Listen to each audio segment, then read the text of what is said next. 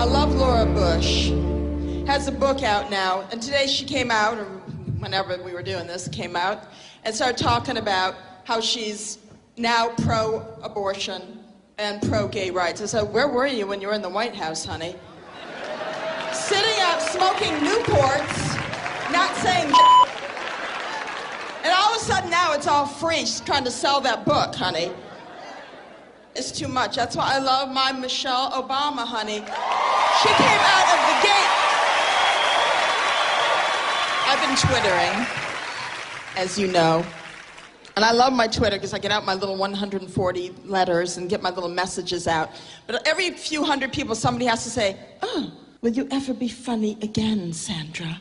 Invariably, it's some little English queen who lives in like some cold water flat outside of London in some like faux Vivienne Westwood fantasy. And I just go, you're blocked, bitch. 8:43 on the Morning Buzz. Very funny stuff from First Amendment stand-up back in 2010 for Stars. And selected that audio piece for a reason. We'll get into that in just a second. Sandra Bernhard is bringing her live show, I Love Being Me, Don't You? It's a blend of comedy, theater, and music to the Center for the Arts this Saturday, May 18th at 8 o'clock as part of her current national tour. And she's performing tonight and Friday night in San Francisco at Bimbo's 365 Club. Good morning, Sandra. How are you doing? Good. How are you? I'm doing just fine. Thank you for joining us this morning. Sure. My pleasure. Now, Dina's a big fan. I am. I used to watch every Roseanne episode that was on, ever. Great. Love it. You played Nancy Bartlett there for about 6 seasons. And, of course, very impressive resume. Loved you in King of Comedy back in 1983, the Martin Scorsese picture. You starred with Robert De Niro. And more than 40 films you've worked in. But I think something that maybe a lot of people don't know about you is you actually have a top 40 hit to your credit, don't you? I'm sorry, I have what to my credit? You actually have a top 40 hit song with On the Runway, don't you? Oh, yes. That was one of my dance songs. You know, a lot of people who haven't come see me live don't know that I also have, I travel with my band, the Flawless Circons, right, and give up a whole musical side to the show, which is very fun and exciting. And you've got music available at Amazon and iTunes, don't you? That's right, exactly. Okay, well, now, having worked in the music business and done comedy, Sandra, where are the biggest egos at, do you think, music or film? Well, it really depends on, it's person to person, that in both parts of the business and all parts of the business, there are people that are surprisingly wonderful and just accessible and relaxed. And then there's the people that, forget enough. So you never know where they're going to come out of, but they're definitely both there. Now, you're a really busy lady with the stand-up and the music and the movies and the TVs and the books. What do you enjoy the most? But, of course, performing live, not many people get to do that in the way that I get to do it. So I think that's probably my first love. When you're connecting with an audience night to night, and it's always unique and,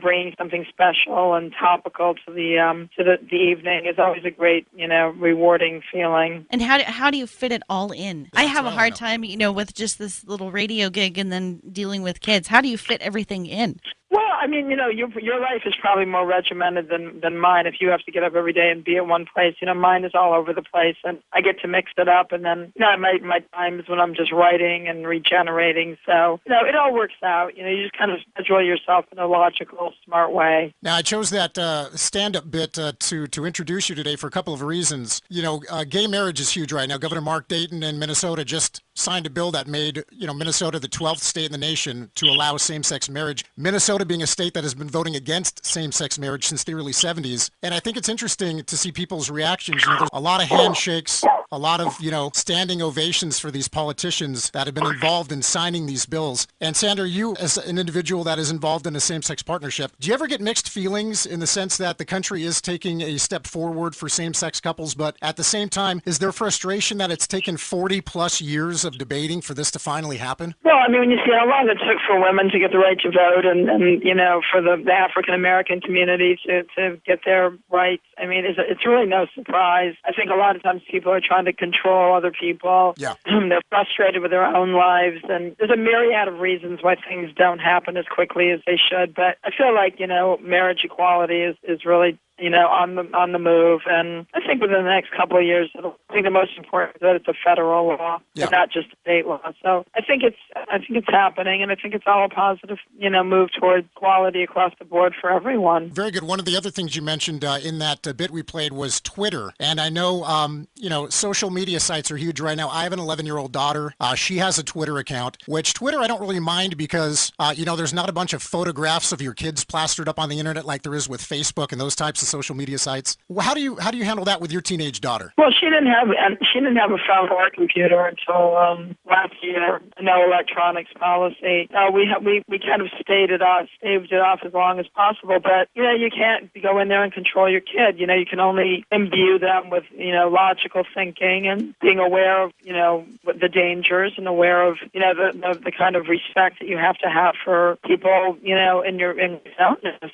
That's what you can do with your kids, just, really trying to day by day. Yeah. One of the things you talked about in a recent interview is that parents are not saying no enough to their kids. Kids are kind of running amok a little bit. So what do you think about the Honey Boo Boo type of kids? You would just slap the hell out of that kid, wouldn't you? I mean, I just wouldn't put my kid in that situation. It's not her fault. Right. I mean, she didn't call up the reality television show, hey, I got to hit a pitch. Somebody came along and talked to the parents, and it happened. And she's kind of an enchanting little girl, but this is where we're at culturally. It's Hollywood. Yep. It's the culture of the absurd. I mean, there's so many different reasons these things are happening, but you can't always blame the people because they're sort of naive in a certain way. So we know about the comedy coming up. Let's talk about some of your other projects. I read something recently about a project you're working on with Melanie Griffith, a show called DTLA on the Logo Network. Can you talk about that really fast? Well, that was a show that came out last year, but now we're actually, a friend of mine who's a great writer has written another project for the two of us. So we're out pitching that right now, and along with a bunch of other things I'm working on. So there's like all this stuff going on that hasn't come together, but it's in the works. Very good. And I know back in 2001, you actually had your own talk show for a while, the Sandra Bernhard Experience on A&E. Are we going to see you maybe someday on Daytime Talk? Are you going to go after maybe some of Ellen's viewership? Well, you never know. I mean, it'd certainly be a different approach than that. I'm working on a project right now with Liz Winstead, who's another brilliant social commentarian.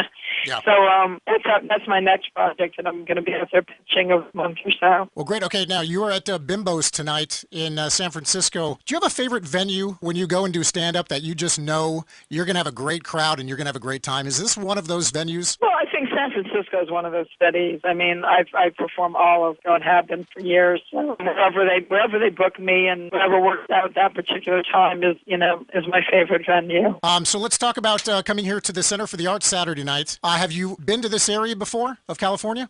Yeah, I'm excited to make it out there. Here it's beautiful, and California is such an eclectic state. It's got so many interesting people. It's always great to be in a place in a new market and check it out. Well, you'll love it up here. It is absolutely beautiful, and we are looking forward to seeing you. We are so looking forward to having you here, Sandra. And Saturday night, I love being me, don't you? You'll be there. Hey, this is a blend of kind of theater and music, too. Will your band be any part of this performance? Oh, yeah. My band will be there with me, and we'll be doing some great songs, and, it'll be a whole evening of entertainment and music. Great. And again, your music can be found at Amazon and iTunes, along with your rooftop comedy material as well, right? That's right. So I sell those CDs at my show and T-shirts. After the show, I do a meet and greet and sign all my merchandise and do some pictures with people. So the whole complete evening. Well, very good, Sandra. We are very excited about having you here Saturday night at the Center for the Arts, 8 o'clock in Grass Valley. You can still get tickets at the centerforthearts.org. And hey, just have fun tonight in San Francisco, and we look forward to seeing you on Saturday. And thanks for spending the time with us this morning. It's my pleasure. Thanks for having me, and you guys will see you on Saturday. All right, Sandra. Good luck tonight. Million. Great talking to you. All right, 8:53 on the Morning Buzz. We've got the Lumineers. How was that? Sandra Bernhard. So fun. Right here on the show. Lumineers coming up next on the Morning Buzz.